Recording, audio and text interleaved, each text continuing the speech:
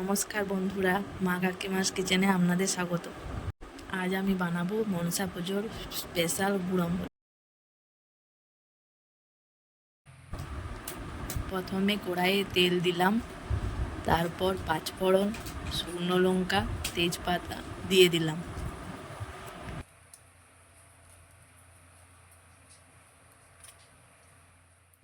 এবার 5-6টা আমরা তেলের মধ্যে দিয়ে দিলাম। এবার এগুলো হালকা করে ভেজে নেব। এবার 1.5 চামচের মতন হলুদ দিয়ে দেব আর অনেকটা গুড় দিয়ে দেব। এবার 4 চামচের মতো চিনি দিয়ে দেব। তারপর গুড় আর চিনি ভালোভাবে মিশিয়ে নেব। এবার স্বাদ মতো নুন দিয়ে দেব। এরপর বড় বাটির 1 বাটি চাল বাটা এর মধ্যে দিয়ে দেব। তারপর ভালোভাবে মিশিয়ে নেব।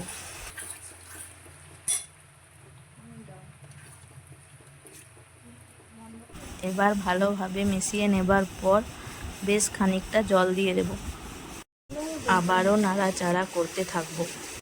নাড়াচাড়া কিন্তু বন্ধ করা চলবে না, কারণ তোড়ায় চালটা বসে যেতে পারে। দেখুন বন্ধুরা, তৈরি হয়ে গেছে মনসা পুজোর স্পেশাল গুড় অম্বল। আপনারা বাড়িতে অবশ্যই একবার বানিয়ে দেখতে পারেন।